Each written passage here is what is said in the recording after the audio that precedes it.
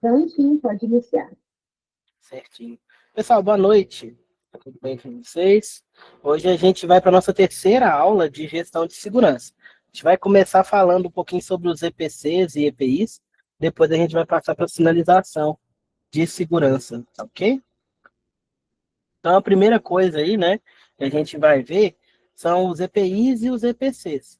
Né? A gente tem os EPIs, que são equipamentos de proteção individual, que é aquele que vai proteger o funcionário, o colaborador, individualmente, certo? Uma máscara, uma luva, e a gente tem o EPC, que é aquele material, aquele equipamento que vai proteger o local também. Então, é o equipamento de proteção coletiva. Nessa imagem, a engrenagem do EPC está maior do que a do EPI, porque a proteção, né, o nível de proteção que o EPC te oferece é maior do que o do EPI. Ele se sobressai ao EPI, ok? Então, por isso que o EPCI está maior. Eu sei que em questão de engrenagem, a engrenagem maior não adianta muita coisa, né, em questão de mecânica. Mas, né, nesse esqueminha, colocaram uma engrenagem maior para o EPC para demonstrar que o EPC ele vai sobressair ao EPI. Né? Quando você tem um EPC, dependendo do trabalho que você está fazendo, dependendo do local que você está executando, talvez você não precise de EPI, ok? Por exemplo, uma exaustão. A gente vai ver a questão de laboratório químico, capela, que estava falando lá na apostila de vocês, né? Nessas questões aí, eu posso até dispensar alguns tipos de máscara, dependendo da substância que eu estou trabalhando, porque a exaustão, ela é uma forma de EPC, né? O exaustor. Então, tendo o exaustor, pode ser que eu não precise de utilizar o EPI. Então, o EPC ele vai ali sobressair ao EPI. Ele vai ser mais importante, vai oferecer um nível de proteção maior. Né?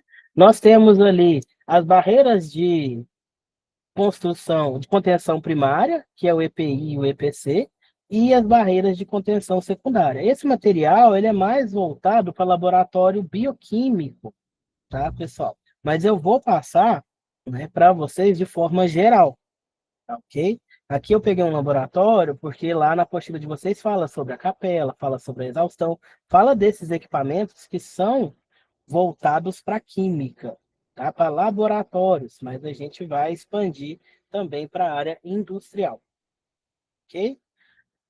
A barreira de contenção secundária, ela já vai vir ali no projeto, no próprio projeto da estrutura.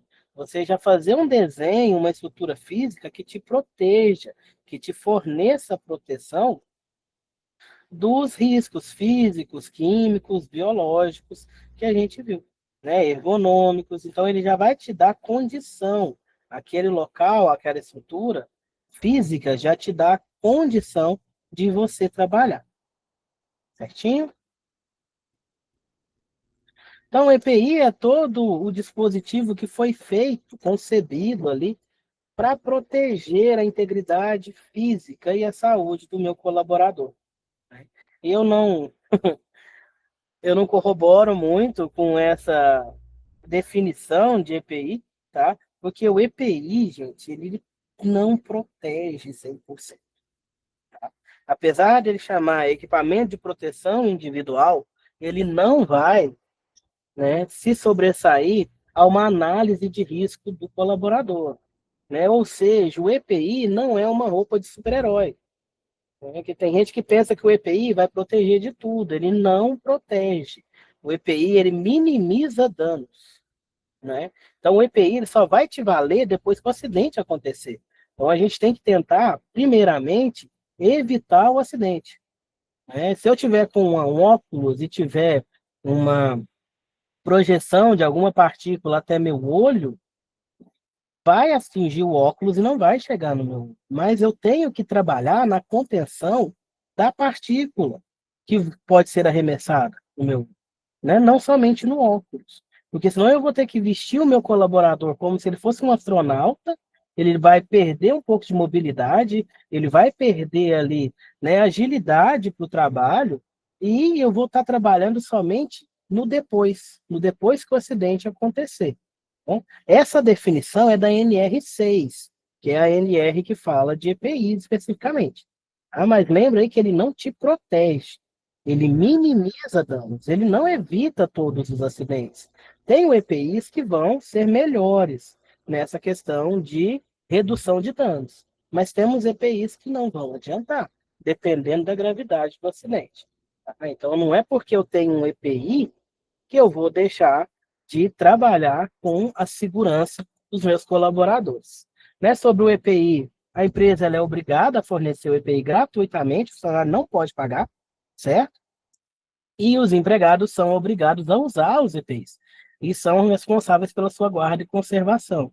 Né? Limpeza, guarda, na hora de trocar, é o colaborador que tem que procurar a empresa para trocar, certo? A empresa não vai ficar ali procurando você para trocar os seus EPIs, então você tem essa responsabilidade aí de trocar. Te deram uma máscara, ela tem um tempo de validade, um tempo de uso. Então, quem vai saber essa questão na hora de trocar ou não é quem está utilizando, certo? A empresa pode até te dar ali uma por mês, né, uma por semana, mas você que tem que saber a hora de trocar. Porque chega um momento que a máscara já saturou, então ela já não filtra mais. A gente vai falar dos EPIs aqui. Tá tranquilo, pessoal?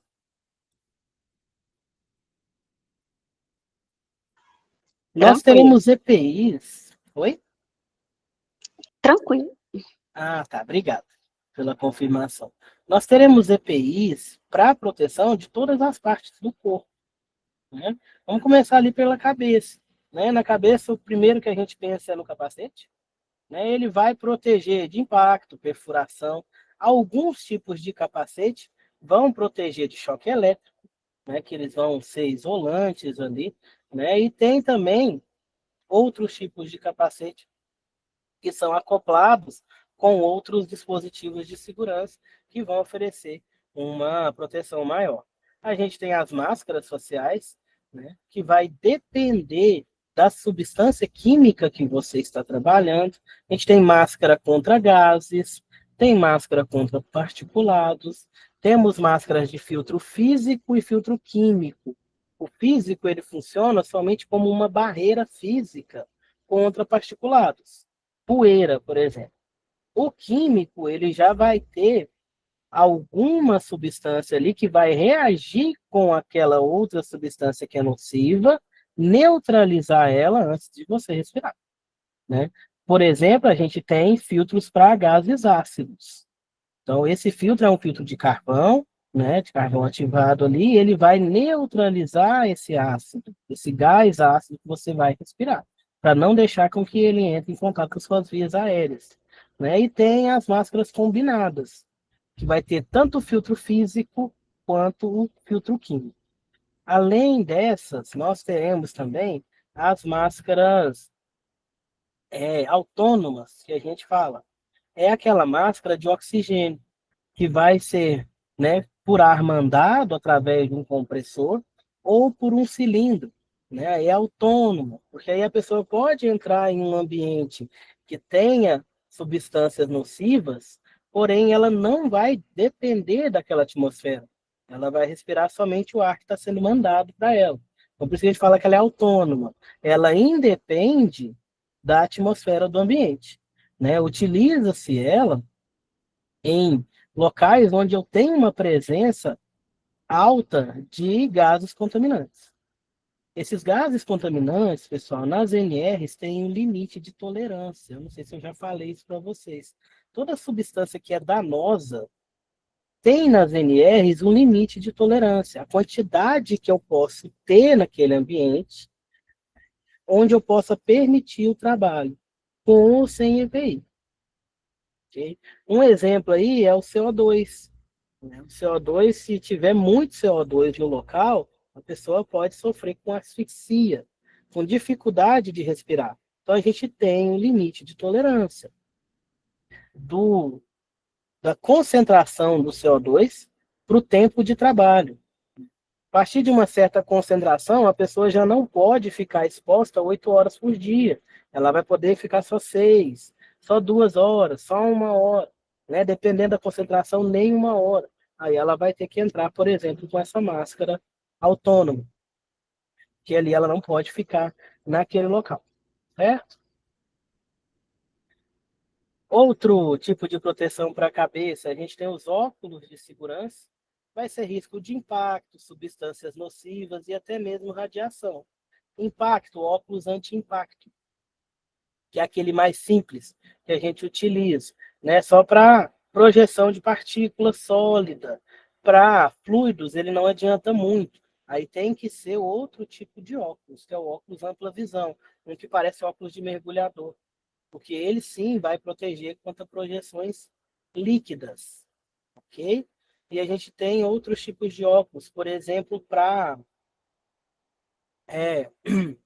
radiação, que é no caso da solda, né? A gente tem a máscara do soldador, né? Porque ali, enquanto ele está soldando, né, está tendo ali incandescência do metal que ele está aquecendo. Então, aquela radiação, ela pode queimar as vistas da pessoa. Então, ele usa uma máscara que tem ali um filtro dessa radiação, né, para as vistas. Porque senão ele pode queimar a vista. E quem está próximo também, né? Não pode ficar olhando diretamente para a chama, né? E também pode sofrer com essa radiação. Além de queimadura no rosto, né, pode ter queimadura das vistas. Temos os equipamentos de proteção respiratória, são chamados EPRs, né, equipamento de proteção respiratória. Tem vários tipos, né? Máscara com filtro, que é o filtro mecânico ou filtro físico, que é somente para partículas suspensas, e a com filtros químicos, além da máscara autônoma que a gente falou. E nós temos a proteção auricular, os abafadores. Eu não estou de abafador, esse aqui é um fone, mas ele dá uma abafada no ruído.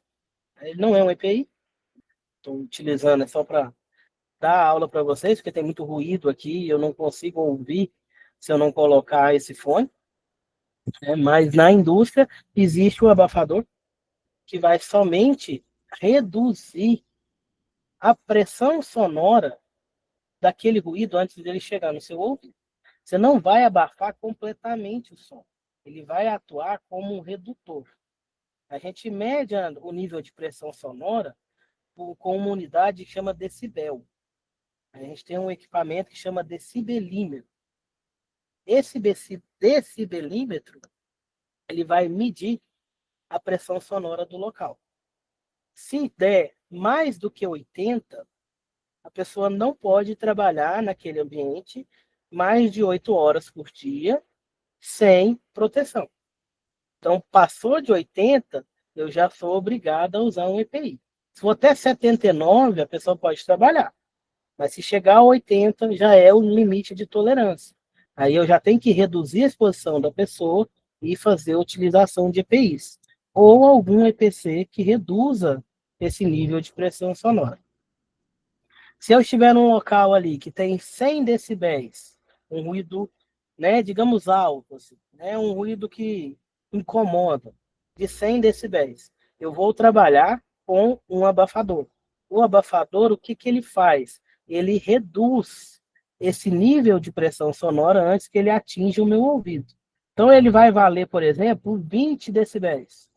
Aí eu coloco ele, se eu estou num local que tem 100 decibéis, eu passo a ouvir só 80, porque passa por ele, ele reduz esse nível de pressão sonora antes dele passar para o meu ouvido, certo? Então ele não vai isolar completamente o som, tá? Ele vai só diminuir um pouco aquele ruído para que ele não chegue com um nível muito alto no seu ouvido.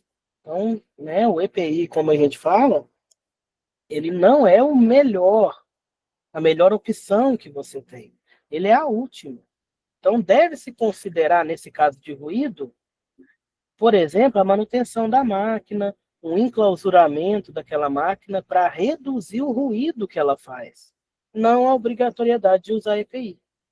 Porque o EPI, ele não vai reduzir tanto assim. Né? Ele vai reduzir um pouco para ficar tolerável. Só que aquilo ali vai gerar cansaço, irritabilidade, dificuldade de comunicação dentro da empresa e pode gerar acidente. Então, o ideal é que se faça uma manutenção nas máquinas para garantir com que elas façam menos ruído e talvez enclausurar. Fazer medidas de enclausuramento, de isolamento sonoro dessas máquinas ou da equipe.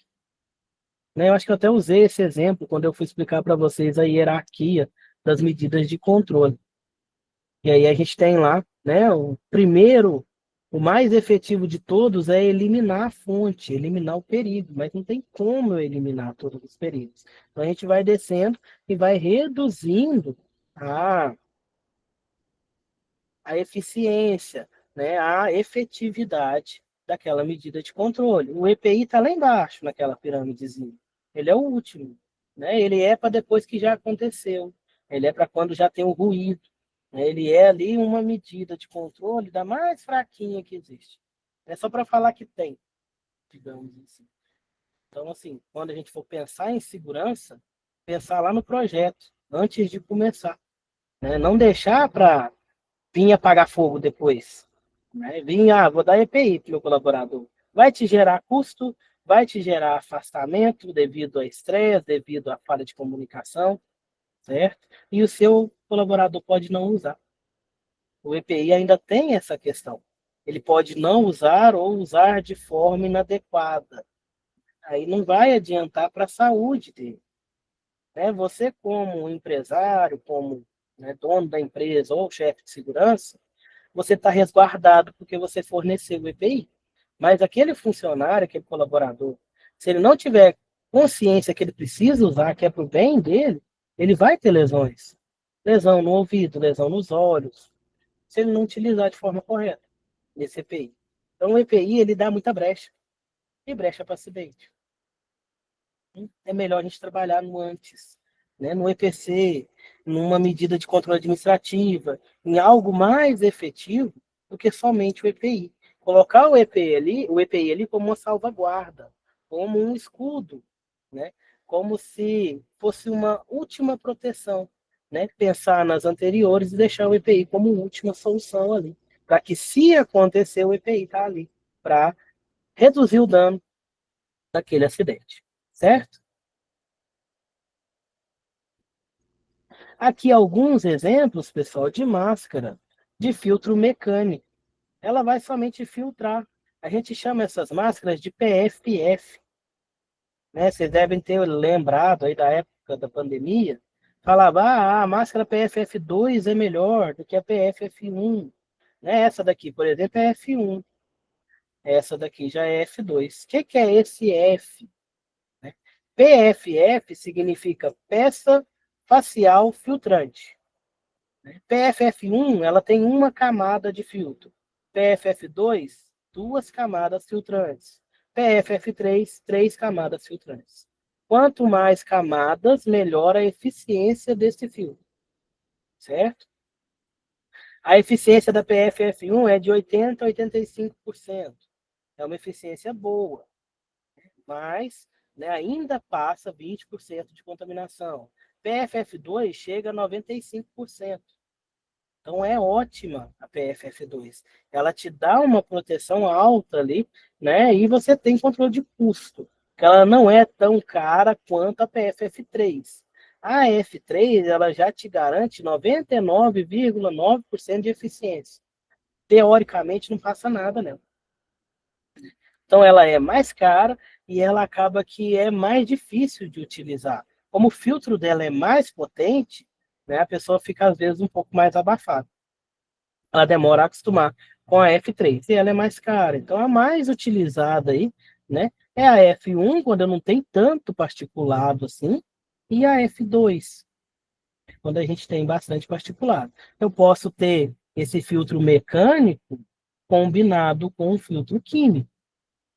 Aí vai continuar sendo F1, F2 ou F3, né? Porém eu tenho o filtro químico também. Aqui tem um exemplo, uma máscara com filtro químico. Essa máscara aqui, ela é com manutenção, né? Ou seja, eu troco o filtro dela. Essa bolinha aqui, ó, branca, é o filtro. Então, eu consigo trocar, né, quando ela satura, quando ela já não está filtrando da forma que eu queria. Esses filtros têm cores de acordo com as substâncias que eles vão neutralizar, né? Então, o filtro branco, ele é para gases ácidos. O amarelo, além de gases ácidos, eu também vou ter proteção para vapores orgânicos. O verdinho é para amônia. O marrom vai ser para vapores orgânicos, gases ácidos e amônia. E assim vai. O vermelho, né, ele vai pegar aqui, por exemplo, o monóxido de carbono, que é um gás extremamente perigoso, né, extremamente letal, porque ele não tem cor, ele não tem cheiro, e ele ocorre de processos naturais de queima, de combustão. E pode levar a óbito com concentrações baixas. Se eu não me engano, 39 ppm é o limite de tolerância, é o máximo que você pode, né, ter de monóxido de carbono numa sala, em um equipamento que você for trabalhar. Branquinho com listras verdes vai ser para ácido clorídrico, branco com listras amarelas para o cloro, né, e azul para o monóxido de carbono, certo? Aí você troca aqui o filtro de acordo com o tempo de uso, né? E a quantidade de contaminante que você tem naquele ambiente. Quanto mais contaminantes, menor vai ser o tempo de vida útil desse filtro, né? Se o local tiver pouco contaminante, ele já vai durar mais tempo. Como é que eu sei a hora de trocar? Tá com dificuldade de respirar, tá sentindo o gosto ou o cheiro de uma substância, é porque o filtro já saturou e já não está filtrando mais, né? Começar a sentir aquele gosto amargo na boca ou o cheiro mesmo, um cheiro diferente, é porque ele não está filtrando mais. Já está na hora de trocar, né? Aí tem a validade, né? Por exemplo, uma máscara PFF2 daquela tipo concha, ela tem uma vida útil de até 8 horas, mas em condições normais, né? Condições normais de contaminação baixa. Contaminação baixa, você fica quietinho. Agora, você trabalhando, fazendo uma atividade, você vai respirar mais, vai consumir mais oxigênio. Em um local que tem mais contaminação, ela não passa de 6 horas. Dependendo da quantidade de contaminação que você pode ter naquele ambiente, você tem que trocar ela de 4 em 4 horas.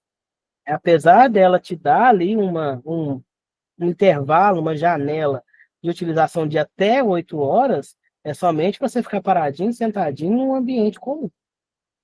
Um ambiente que você tem mais particulado, vai diminuindo. Tem gente que se deixar, usa aquela máscara tipo concha, 5 dias. Não adianta. Ela não está filtrando mais. Certo? Outros tipos de máscara, né? A gente tem, essa daqui é a semifacial, porque ela protege vias aéreas, né? E ou a boca e o queixo do colaborador. E a gente tem a facial, que é a que além de proteger as vias aéreas, também vai proteger os olhos, tá? Então a diferença das duas. As duas são filtro químico, a gente troca o filtro aqui, ó, de acordo com, né, o tempo de utilização, né? Porém, essa daqui vai proteger também os olhos da pessoa. Essa daqui protege somente as vias respiratórias.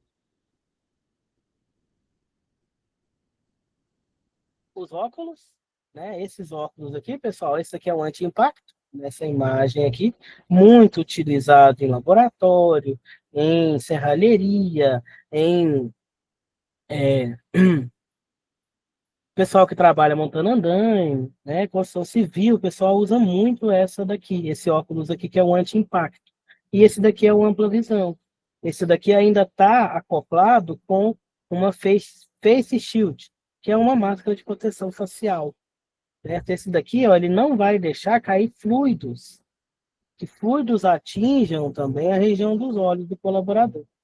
Certo? Esse daqui, ó, ela deve estar mexendo com algum ácido, então colocou esse óculos aqui, que se tiver um derramamento, né, arremessar uma gotícula, né, não vai ter perigo de atingir os olhos dela, né, nem o rosto, porque ela está com essa máscara. Né, talvez aqui a cabeça, parte de cima do couro cabeludo, mas o rosto em si não vai ser atingido, certo? Tranquilo até aqui?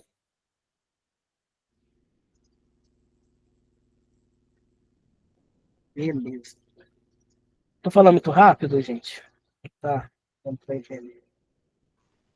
Não, tá tranquilo. Cheguei meio, meio desorientado por causa do horário. Desculpa, pessoal, vou Não, trazer um que isso. pouquinho. Então vamos continuar.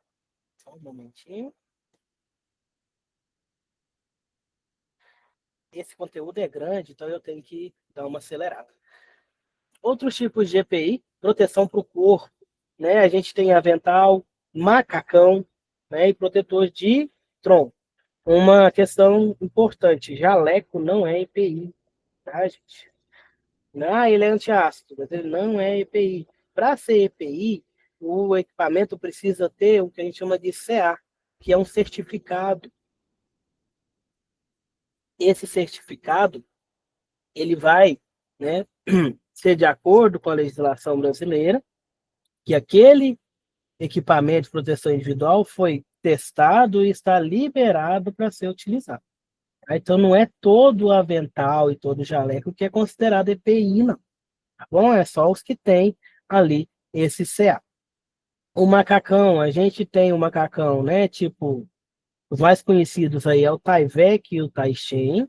O Tyvek é um branquinho, né, que serve somente para sua sujidade, né? Ele não vai proteger de projeções líquidas. E o Taishen, que é um amarelinho, ele já tem uma proteção química, né? Ele já não vai deixar passar nada por ele para entrar em contato com o seu corpo.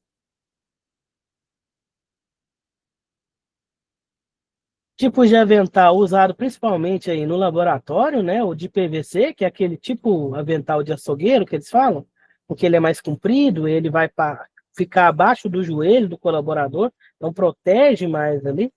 Tem o Kevlar, que vai ser utilizado onde tem calor excessivo. Depois tem uma imagem dele, ele é feito daquela manta, igual aquela manta que o pessoal do Corpo de Bombeiro usa, laminada, né, para calor. E tem o de borracha. Quando a gente vai manusear grandes volumes de substâncias ou fazer trabalhos perigosos de lavagem e limpeza de materiais e equipamentos. Aí ele é mais grosso para proteger o colaborador. O avental Kevlar e aqui o avental de PVC, que é o avental de açougueiro que a gente fala, né? Ele vai evitar com que o colaborador se molhe, né? Ou que alguma substância entre em contato com ele, né? Aqui do joelho para baixo ele vai estar com a bota, com a botina, né? E a possibilidade de atingir aqui já é menor do que de atingir o tronco desse colaborador. Luvas. As luvas são para proteção dos membros superiores, mão e antebraço, né? Algumas vêm até o cotovelo, tem os mangotes que chegam até o ombro, tá? E ela vai ser de acordo com a atividade que você está executando. A gente tem luva para risco biológico, para risco químico, para calor, para mordida, para corte, para choque elétrico, etc. Então, tem vários tipos de luvas para serem utilizadas de acordo com a exposição. Né? Além delas, a gente tem os cremes protetores para a mão também, né? Porque às vezes você vai trabalhar com alguma substância que pode ser agressiva às suas mãos. Com o tempo, pode estar criando ali, né, gerando uma dermatite de contato, uma alergia. Então, existem cremes protetores que formam um filmezinho, uma película bem fininha de proteção na pele, para que não haja irritação com principalmente esses particulados que podem irritar a pele do colaborador. Só um momento. A slide está querendo passar. Aqui há alguns tipos de luva, né? Luva de látex, essa daqui ela é mais para risco biológico, tá? Ela não vai adiantar para corte, né? Para corte ela não vai ser boa, né? Dependendo que você for trabalhar, ela é somente ali uma proteção bem básica. A gente tem, né, a luva aí de PVA, que ela já vai ser melhor para trabalhar com substâncias perigosas, por exemplo, alguns ácidos ela consegue proteger, Tem a luva de malha de aço, tá? Essa imagem aqui não é uma de malha de aço, mas a de malha de aço é aquela que o pessoal usa também em açougue. Ela é de uma trama de aço, para que não tenha risco de corte, né? E a gente tem as luvas térmicas para trabalho com material quente, por exemplo, solda, né? O pessoal usa essas luvas para manusear superfícies quentes, peças aquecidas e até mesmo na soldagem. Tem a antimordida também, ela não está aqui, né? Mas, por exemplo, o pessoal que trabalha aí com cães, né? Com animais selvagens que podem estar mordendo a pessoa, eles têm uma luva que utilizam, né? É uma luva com mangote para proteger o braço para que não tenha ali o contato, né, dos dentes do animal com o corpo da pessoa. Ela é bem resistente, aí o dentinho do cachorro, do animal, não consegue perfurar essas luvas. Aqui tem algumas luvas, né, e as substâncias que elas são eficientes ou não recomendadas, certo? Aqui somente para efeito de curiosidade mesmo, né? Então a gente tem aqui, né, o HCl, por exemplo, que é um ácido clorídrico. Uma luva de borracha natural, ela é boa, aí vai depender da pureza desse ácido, da acidez dele, se ele está diluído ou não. A de neoprene, ela já é excelente, ela já é indicada. A de PVC também. A de PVA não é recomendada, né, para esse tipo de ácido, porque ela pode reagir, né? E a de borracha, ela é excelente, né? Aqui só para mostrar para vocês que depende da substância, certo? A substância que eu estiver trabalhando para eu escolher a melhor luva, a que mais protege. Aqui alguns exemplos. Essa daqui, ó, é para mexer com temperaturas baixas. E para os membros inferiores, a gente tem as botas, bota de borracha, né, e o propé, usado em área de cultivo e área de cirúrgica. Aqui um exemplo, né, desses, parece umas toquinhas de não tecido, né? Isso daqui é para evitar contaminação. Por exemplo, bloco cirúrgico, o pessoal utiliza isso daqui para não trazer contaminação de fora, né, para dentro do centro cirúrgico. Então, as pessoas vão utilizar essa touquinha, né, parece uma touquinha, para que não entre contaminação. A gente tem as botas de PVC para trabalhos com umidade, né, tem de cano longo, de cano médio, de cano baixo. Ela também vai evitar escorregamento, né, etc.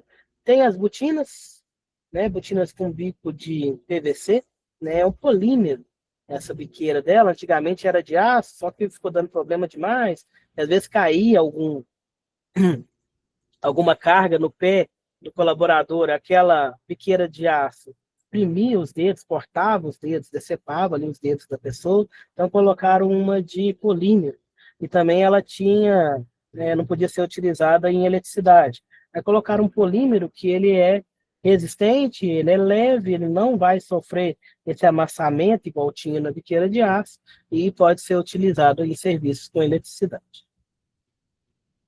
Outros equipamentos, né? Cinto de segurança, tipo paraquedista para trabalho em altura, abafador. A gente tem esse que é o tipo concha, e tem esse protetor auricular, que a gente fala que é o tipo plug. Né? Tem os capuz, por exemplo, de soldador, capacete, óculos, luvas, capa de chuva, etc. São vários EPIs, né? Se a gente for falar de todos aqui, não dá tempo em uma aula. Considerações para se escolher um EPI, né? O tempo de adaptação, a gente sempre tem um tempo para adaptar ele, tá? EPI não é gostoso de usar, né? Vamos ser sinceros, mas você precisa se adaptar a ele, porque ele vai ser a sua salvaguarda, sua proteção, se acontecer alguma coisa. Conforto, né? Os EPIs vêm sendo estudados, melhorados com o tempo, né? Por exemplo, a botina, né? Antes a botina era pesada, né? Tinha botina que podia chegar a pesar ali quase 3 quilos, o par de botina, né? Por causa de toda essa proteção que ela tinha. que não era somente na biqueira, né? Ela tinha mais proteções ali contra perfuro cortantes, etc. Hoje em dia, ela já é bem mais leve, né? Tem alguns modelos que não chegam a 800 gramas, né? O peso do par. Então, dá mais conforto para a pessoa, né? Qualidade, verificar a questão do CA, que é o certificado de aprovação, se esse equipamento de proteção está liberado para ser utilizado, e o treinamento quanto ao uso, a forma correta de utilizar, certo? Tem a forma correta de colocar a máscara, tem a forma correta de utilizar o abafador, né? Então a pessoa precisa ter treinamento, né, de como vai utilizar. Simbologia, né? Se você chegar em algum local, né, falando agora de sinalização, né, tiver essas plaquinhas azuis, significa que aquele local você tem a obrigatoriedade de usar o EPI. O azul ali é um aviso, certo?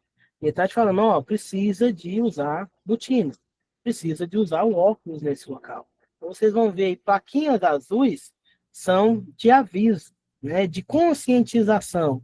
Vocês vão ver que o amarelo, ele é alerta, né? Por exemplo, local que tem área restrita, né, vai ter ali um escritinho amarelo. O vermelho é perigo. Também vai ser voltado ali para incêndio, né, para rede de combate a incêndio, vermelho. O verde, a gente vai ver que tem a ver com a segurança do trabalho. Por exemplo, delimitação de saída, rota de fuga, vão ser plaquinhas verdes, né, e assim vai. As tubulações também, pessoal, elas têm as cores delimitadas pela ANR. Um exemplo, a amônia, ela vai estar em tubulações de cor roxa. O ácido sulfúrico vai circular por tubulações de cor laranja ou tanques de cor laranja.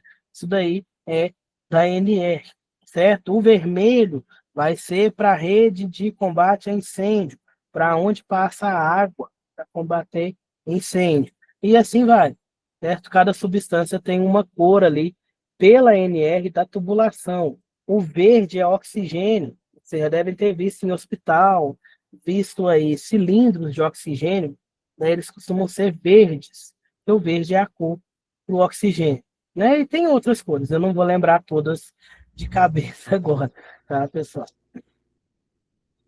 EPC, equipamento de proteção coletiva, né? Eles vão estar instalados no local e eles sobressaem aos EPIs, né? Aqui nesse exemplo a gente tem capelas. O que são capelas? São locais isolados, aonde a gente trabalha com substâncias perigosas. Lá dentro tem um exaustor. Então eu vou fazer uma reação química, né, que envolve ácido.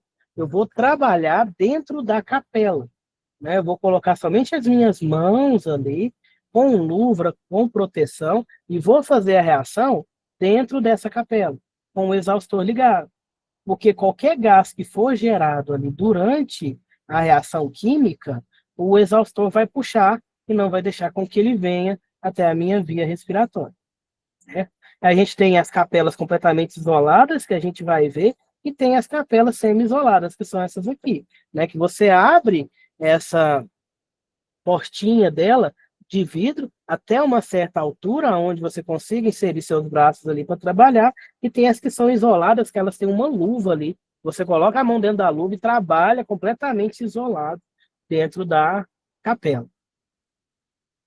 A gente tem outros EPCs, né? Por exemplo, em laboratórios, que é o chuveiro com lava-óleos, tem imagem aqui, ó.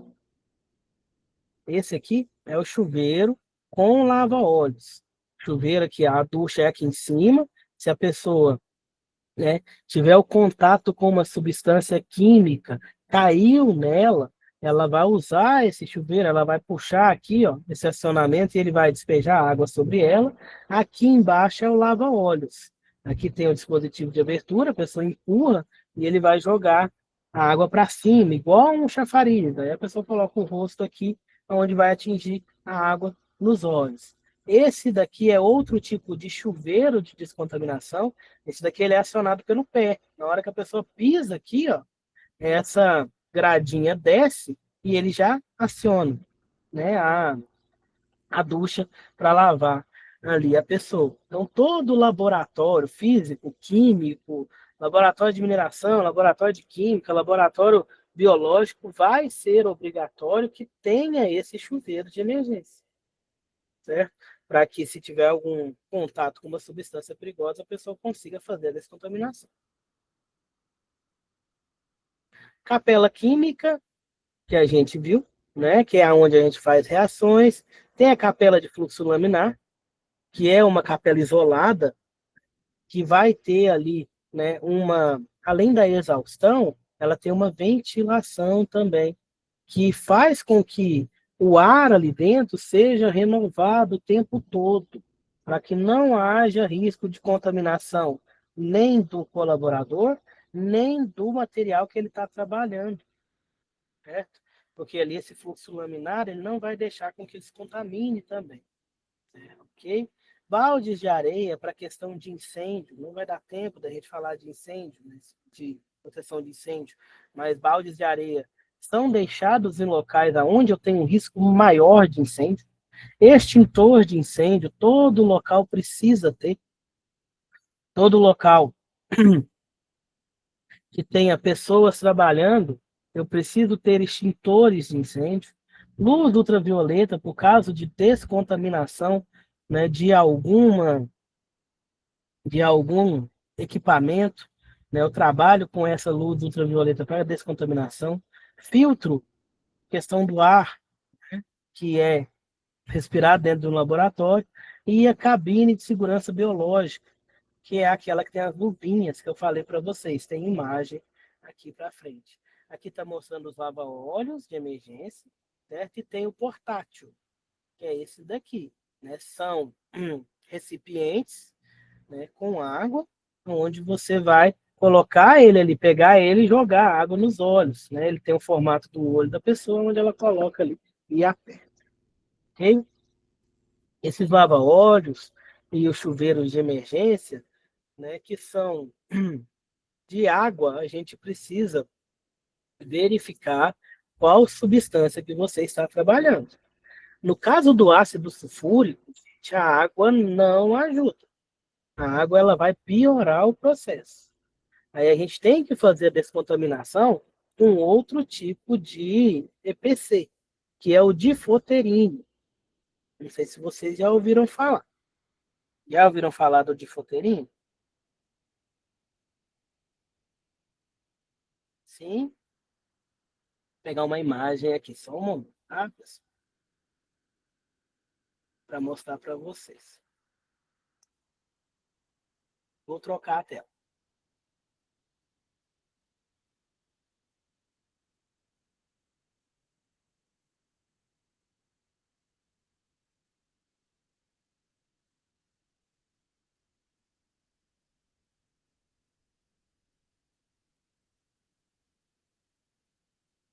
Tento.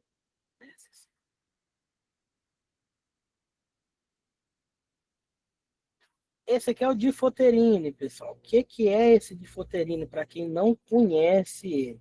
Ele é uma solução salina que foi pesquisada, que foi trabalhada, que foi configurada ali para neutralização em caso de acidente envolvendo substâncias químicas perigosas, certo? Ele neutraliza mais de 1.400 substâncias. Então, eu posso usar ele com ácido, eu posso usar ele com soda cáustica, eu posso usar com algumas bases, ácido fluorsilícico, né? Ácido clorídrico. Ele não tem contraindicação com esses ácidos. Então, ele vai ser utilizado para neutralização desses ácidos quando em contato com a pele, certo? Porque alguns desses ácidos, se eu jogar água, a água ela acelera a reação. Então ela faz com que a pessoa machuque mais, né? Você vai precisar de um volume muito grande de água para lavar esse ácido, né, que a pessoa entrou em contato. Dependendo da proporção do contato, quando você joga a água vai levando a pele da pessoa junto, gente, porque aí ela vai queimando, o ácido vai queimando, vai corroendo aquilo ali, vai piorando a situação. Então, o difoterine, ele foi criado para isso, para descontaminação, nesse caso de substância perigosa. Okay? Ele parece uma água, você aperta o sprayzinho dele, ele parece uma água, ele é transparente, não tem cor, não tem cheiro, não tem nada, mas ele vai neutralizar a molécula agressora. Né? Ele vai capturar essa molécula e reagir com ela e não deixar ela reagir com seu corpo. Né? Ele vai te proteger. Né? Lógico que depende da velocidade com que você utiliza ele. Okay? Então, quanto mais rápido você jogar ele, mais eficiente ele vai ser. Então, ele tem que ser levado para sua frente de trabalho. Você vai trabalhar próximo a um circuito de solda, leva o Difoterine. Leva o Difoterine com você, porque se tiver um contato, ele estando com você ali, você utiliza, certo? Ele tem várias embalagens. A gente tem embalagem, né? Esse daqui é o Microdap, que é um spray pequeno, né? Um aerossolzinho pequeno, parece embalagem de desodorante, de 100 ml, pequenininho. Esse aqui é bem portátil, você leva no bolso. Tem o Mini DAP, que é um pouquinho maior. Esse aqui ele é do tamanho do desodorante mesmo, que ele é de 200 ml. Okay? A gente tem esses dois tipos aqui. Eu estou desenhando, não sei se vocês estão vendo. Deixa eu puxar aqui. Esse aqui, ó, é o Microdap, que é o de 100 ml. Esse é o de 200 ml, que é o Mini DAP. Né? Eles são para rosto, braço, para contatos menores. Ele não serve para o olho. Mas caiu no seu olho, você não tem o específico, pode usar. Tá? Pode usar esse spray aqui. A única uma orientação que se dá é que afaste um pouco mais o spray e jogue. É mais difícil manter o olho aberto enquanto está apertando o spray. Tá? Mas se não tiver outro no local, utilize esse daí. O conteúdo dessas embalagens é o mesmo. É o mesmo de Difoterine. O que vai mudar é somente o formato da embalagem e a quantidade. Tá? O produto é o mesmo. Por que eu estou falando isso? Esses dois aqui são para os olhos. Esse laranjinha, apesar do desenho estar grande, ele é pequenininho. Ele é desse tamanho aqui, ó. Ele é de 50 ml, esse laranjinha. Esse laranjinha a gente chama de lis. Ele é um recipiente de 50 ml que você vai abrir e jogar no olho, caso tenha contato. Ele é para um olho só. Certo? Então, quando você vai para uma área que pode ter essas substâncias perigosas, você leva o Minidap, que é esse spray, e o Lis. E deixa próximo de você um carrinho aonde vai ter os outros. Então, esse laranjinha, você começa ali a utilização logo após o contato com o olho, né? Você já joga no olho. Depois você continua a lavagem dos olhos com esse LPMT, que é um recipiente de 500 ml, né? Que também tem aqui uma abertura, uma saída em formato do olho, para que você joga no olho, certo? E a gente tem a ducha, que é o DAP, que é esse grande aqui. Ele parece um extintor. Ele é de 5 litros. Esse aqui é para contaminações maiores do corpo todo. Né? Então, ele é igual uma ducha. Você aperta ele tem um esguicho, igual um extintor de incêndio, e você joga na pessoa. Se tiver uma contaminação maior, esse daqui você vai precisar de alguém para te ajudar, para jogar em você. Sempre fazer a descontaminação da cabeça aos pés, sempre começando da cabeça, porque é a área onde você tem maior possibilidade de ter danos mais severos, danos irreversíveis, por exemplo, o olho, por exemplo, as vias respiratórias. Então, quando for um derramamento em uma pessoa, você joga de cima para baixo, Difoterine. Primeiro vai jogar nos olhos da pessoa, porque o do olho é até 9 segundos para ele ter uma eficiência boa. Passou de 9 segundos, ele vai ser eficiente, mas o contato do olho com a substância química, né, já vai ter acontecido, então ele vai ser menos eficiente. A pessoa pode perder um pouco da visão. Agora, nos primeiros 9 segundos, ele consegue capturar ali aquele ácido, aquela soda que caiu no olho da pessoa, e ela pode não ter lesões nos olhos. Pode jogar na boca, no nariz, na orelha, não tem problema, tá? Porque ele não faz mal. Se a pessoa engolir, ele não vai fazer nenhum mal para a pessoa. Porém, se tiver o caso de engolir essa substância química, a soda, por exemplo, não vai adiantar eu tomar o difoterino depois, tá? Porque quando você ingere essa substância, talvez caiu no seu rosto, você engoliu sem querer, ela já desce queimando, lesionando as suas vias aéreas, né? Garganta, essa mucosa aí vai sendo toda agredida. Então não adianta tomar o difoterino, porque aí já queimou, já desceu queimando, não adianta. Caso, né, tenha contato com a boca, a pessoa engolir acidentalmente o difoterine, não faz mal, mas ele não é indicado, né, no caso da pessoa tomar, ingerir essa substância química. Se ela tiver, né, engolido a substância química, é o hospital. Aí no hospital, né, vai fazer o tratamento, se precisar de fazer uma lavagem, alguma coisa. Né? Essa questão também de ingestão de substâncias perigosas, até substâncias que a gente tem em casa, tá, pessoal? Nunca provoca vômito, ok? E não dá qualquer coisa para a pessoa beber, não. É um tal de, dá leite que corta. Não corta. Vai para o hospital e leva o rótulo da substância. Encaminha a pessoa para o hospital. Porque quando a pessoa ingere, né, essa substância, ela chegando no estômago, ela reage com o ácido do estômago. Se eu provoco vômito, esse ácido vai subir queimando a garganta da pessoa. Né? Queimaduras ali que podem virar infecções e a pessoa pode ir a óbito. Não pode provocar vômito por isso. Não pode dar nada para beber pela mesma situação. Você deu água para a pessoa beber. A água vai reagir com a substância que ela engoliu e com o ácido do estômago. Né? Essa reação pode ferir o estômago da pessoa, ou se ela provocar vômito, pode ferir as vias respiratórias. Então, ingeriu, hospital. Ok? Criança, idoso, cuidado. Tá? Cuidado com embalagem, pessoal. As embalagens hoje em dia são, né, diferentes. Às vezes a criança vê ali um detergente, um desinfetante, acha bonita aquela cor, pensa que é um suco, pensa que é um doce, alguma coisa e bebe. Tá? Cuidado com essas embalagens. Idoso também, né? O idoso às vezes está cansado, às vezes já está ali com alguma perdão, dificuldade,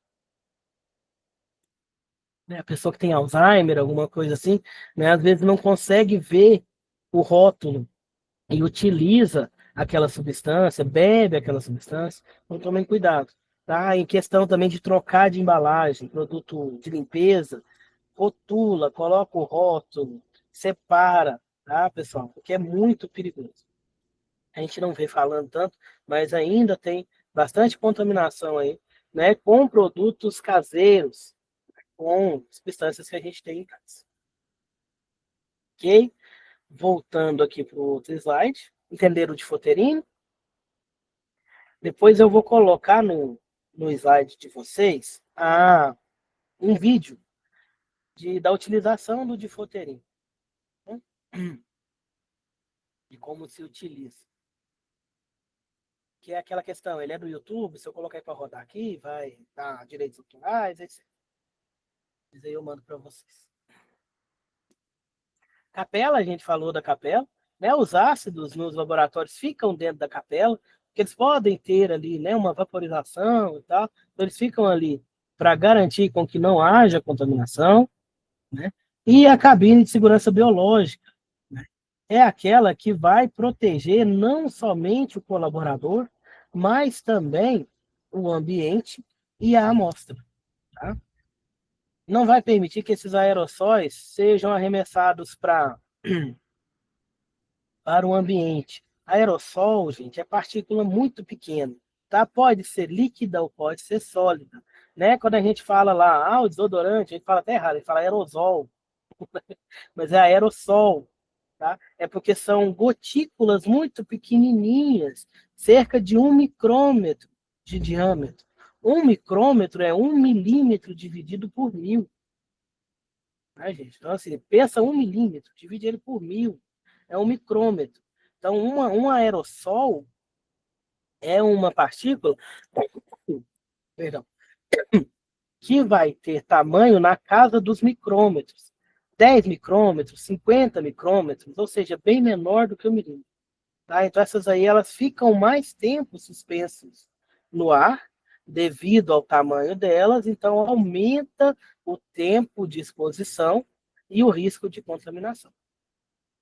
Okay? Eles podem ser gerados por agitadores, por quebra de material, por movimentação, pelo spray mesmo. Tá? Então, eles podem ser gerados por várias atividades. A gente precisa tomar cuidado, né? Porque eles ficam suspensos no ar e podem ser respirados. Essas cabines de segurança biológica, elas vão ter um filtro que vai ser eficiente para partículas extremamente finas, de até 0,3 micrômetros. Né? Esse aqui é um tipo de filtro, que é o filtro EPA. Né?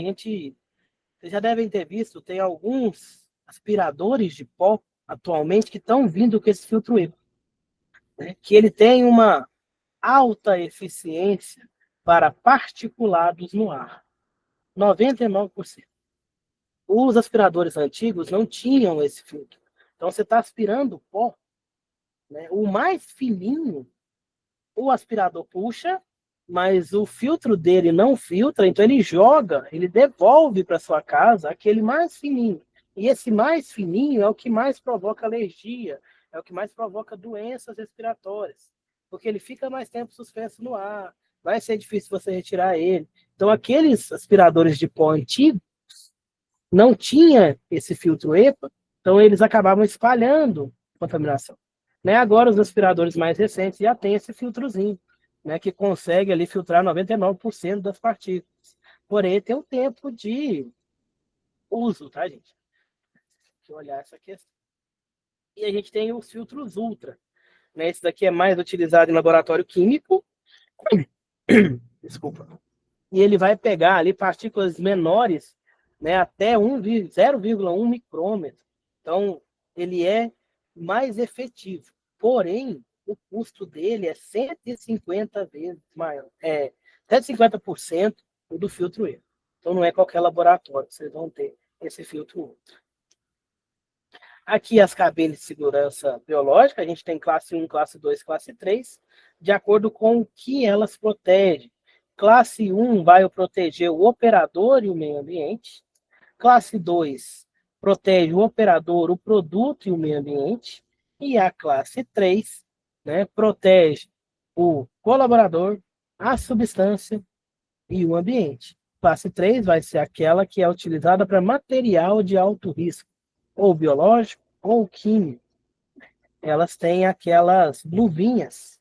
A pessoa vai ficar completamente fora do contato com aquela substância, que são luvas. A pessoa coloca o braço aqui, né, enfia o braço dentro dessa luva e trabalha lá dentro com essa luva.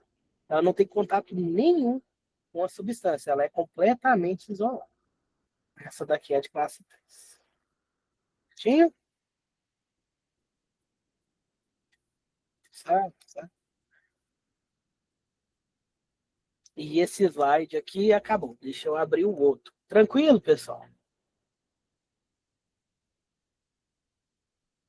Beleza. Vou só trocar a tela, tá, pessoal? Que agora tem um outro slide que vai falar um pouquinho sobre a sinalização de segurança. Só um momento.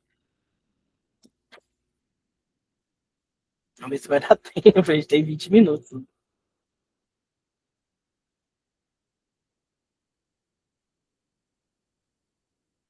Aí tá feio.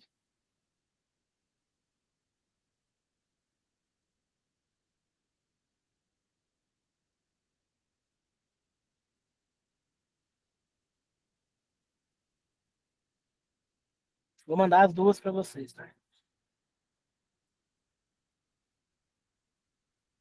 Sobre a provinha, vocês já estão estudando. Esse mês a prova, né? Final do mês já. Qualquer dúvida pode chamar, tá?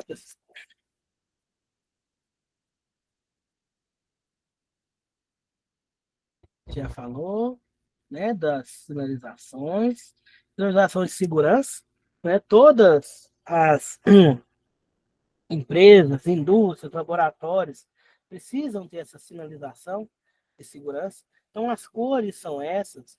Verde remete à segurança, né, a alertas ali, ó, a orientação de rota de fuga, local de saída de emergência, chuveiros, lava-óleos de emergência. O vermelho, perigo, né, alertar em questão de perigo nos locais, risco de incêndio, né, vai ser o vermelhinho. O amarelo, né, é cuidado, né, alerta, afaste, área restrita, vai ser amarelinho, né, e costuma estar escrito de branco. E o vermelho aqui, perigo, atenção. Mais exemplos aí, né, avisos. O laranja também, ele vai remeter ali a atenção. O equipamento de proteção individual a gente viu, o CA a gente falou, treinamento a gente falou. Um minuto. Que a gente já viu, tá, pessoal?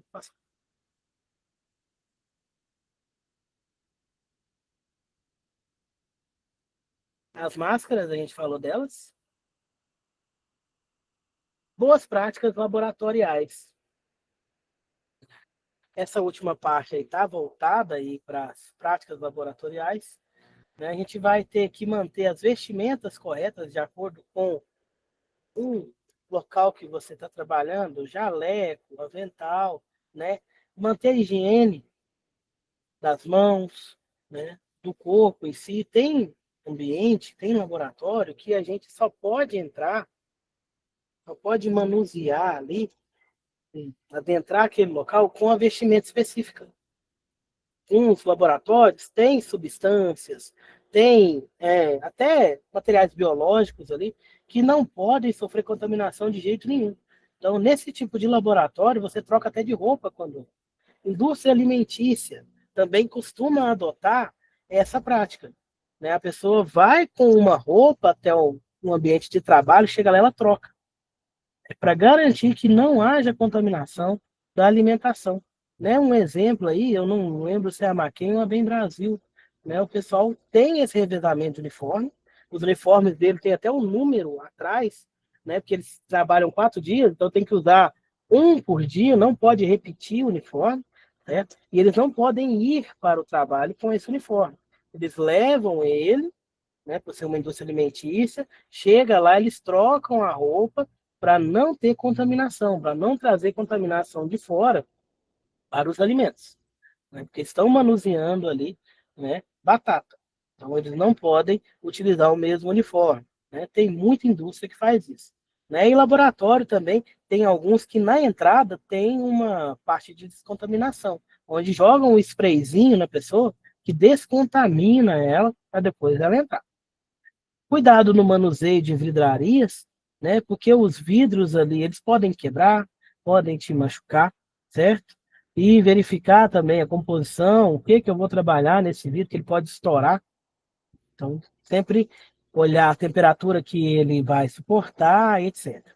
Transporte seguro, usar sempre o recipiente adequado para transportar materiais perigosos, o uso de avental durante toda a atividade, uso de EPI no geral, tá, pessoal? Durante toda a atividade que você estiver executando. Esse slide não tem a parte de proteção contra incêndio. Só um momento.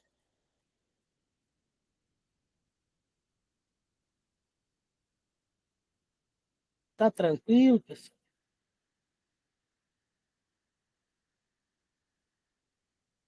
Beleza.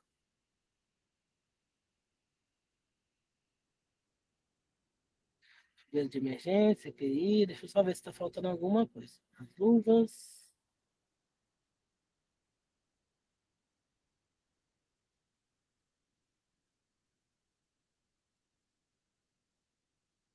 Só um momento. Ele não pegou aqui a classificação dos incêndios.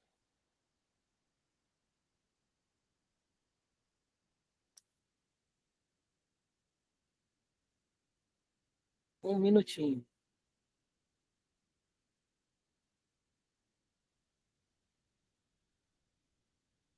Vou trocar a tela de novo.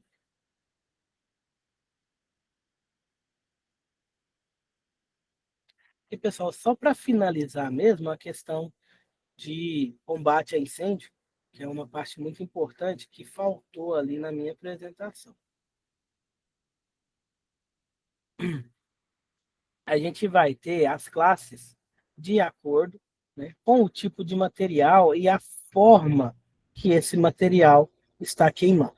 Primeira coisa que vocês precisam saber: fogo e incêndio são coisas diferentes. Tá? O fogo, pessoal, é uma reação química que acontece com a união de três fatores, que a gente forma o triângulo do fogo, que é o calor, o comburente e o combustível. O calor, ele pode vir por forma de fonte de ignição, né? Por exemplo, uma chama acesa, um, uma borra de solda, uma explosãozinha, um curto-circuito, né? Vai ser o calor, vai ser a ignição. O comburente, vamos falar do combustível primeiro. Combustível é o material que vai queimar, que vai alimentar o fogo, né?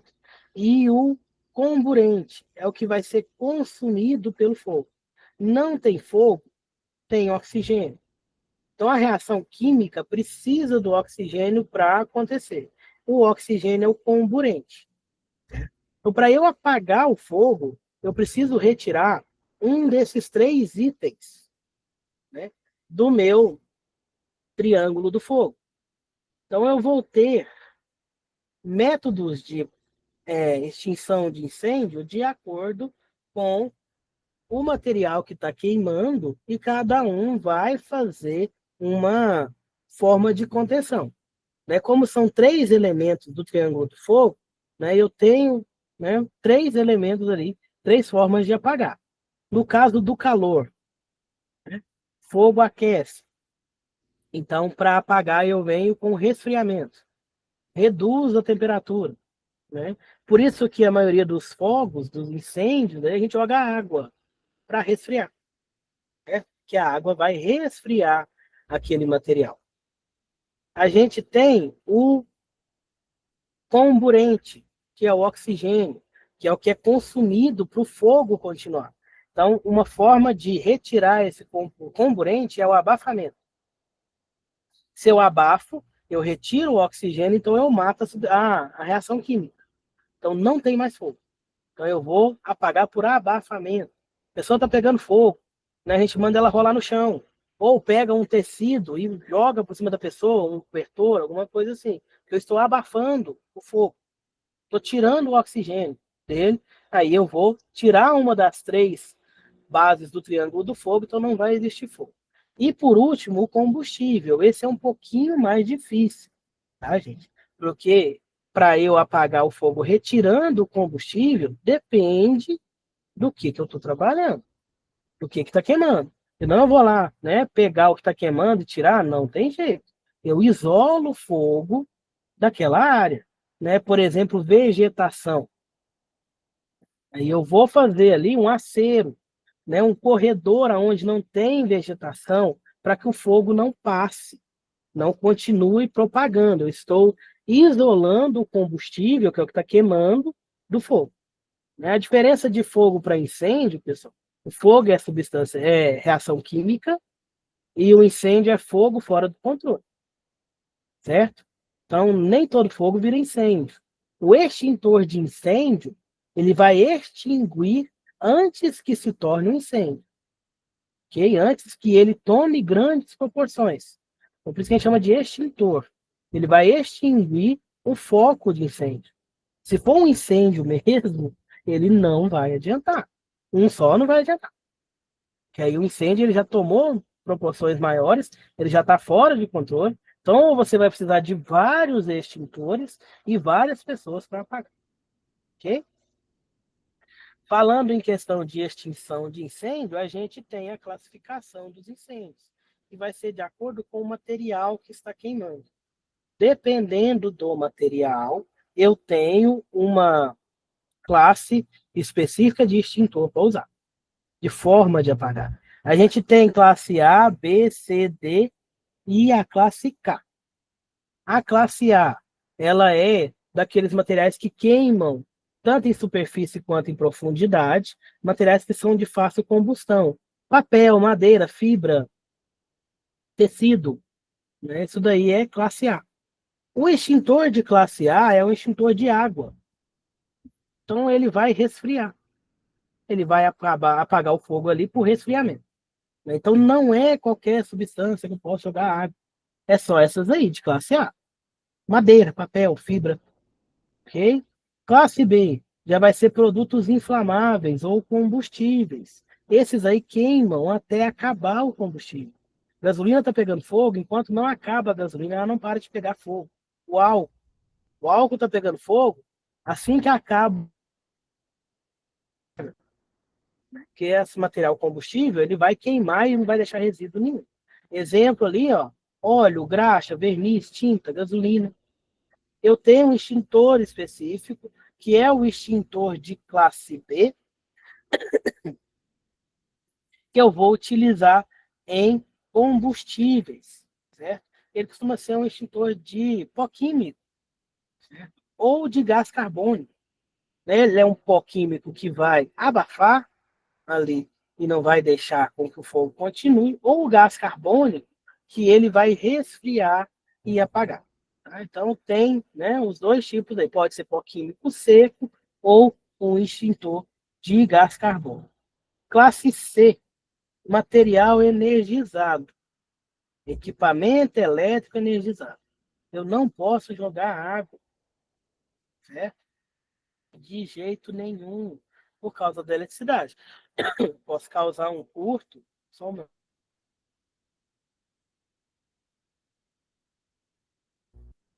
eu posso causar um curto ou até, né, aumentar a possibilidade de choque se eu jogar água nesse equipamento que está energizado. Então, o de classe C costuma ser de CO2, né? Ele também vai resfriar. Okay?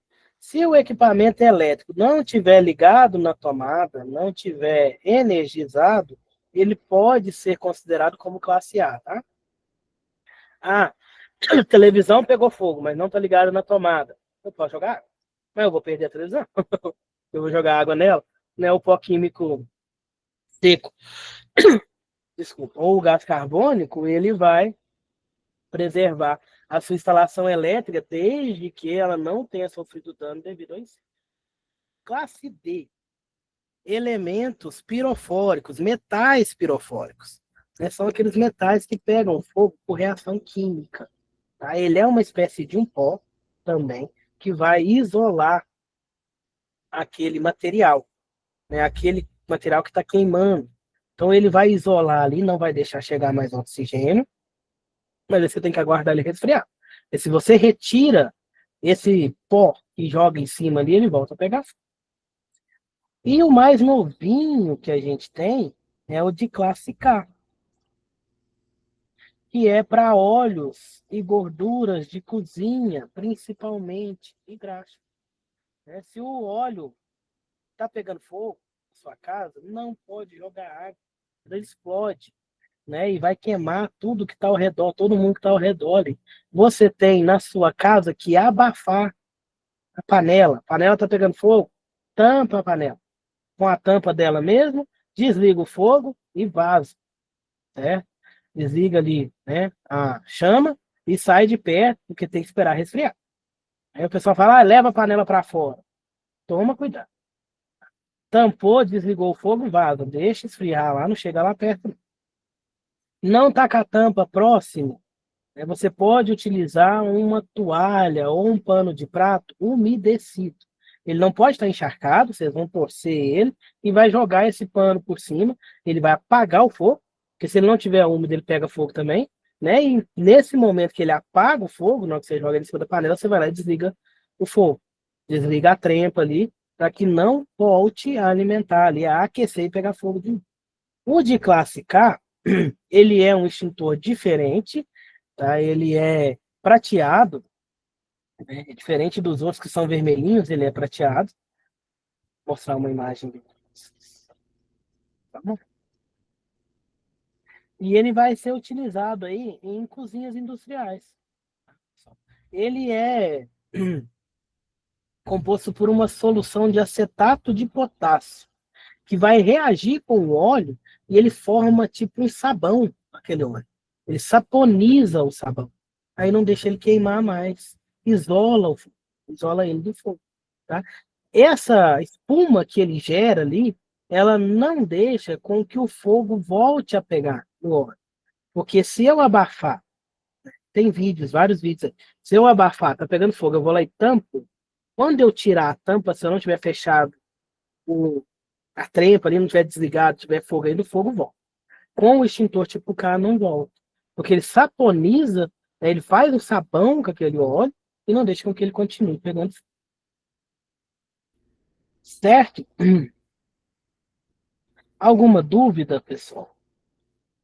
Vou só mostrar a imagem do extintor tipo K para vocês, se nosso tempo já está no fim. Aqui a imagenzinha dele, ó, ele é prateado, tá? E nele tá ali, o símbolo dele é preto. É um símbolozinho com uma frigideirinha aqui. Frigideirinha pegando fogo. Ele também pode ser utilizado em material de tipo A, classe A. Aí também vai ser eficiente. Mas ele é para óleos e gorduras e graxas. Se estiver pegando fogo. Ok? Pessoal, há alguma dúvida? Então foi tranquilo. Certo? Muito obrigado, pessoal. A gente fica por aqui. Uma boa prova para vocês. Tá? Estudem, dá uma olhadinha nos slides. A prova vai estar tranquila. Qualquer dúvida antes da prova, vocês podem me procurar. Na hora da prova, eu não posso ajudar vocês. Então, Ok, até a próxima. Até a próxima aula. Até o próximo módulo também. ok. Até. Até. Boa noite. Boa noite, gente. Tchau. Tchau. Obrigado. De nada, Arthur. Obrigado a você.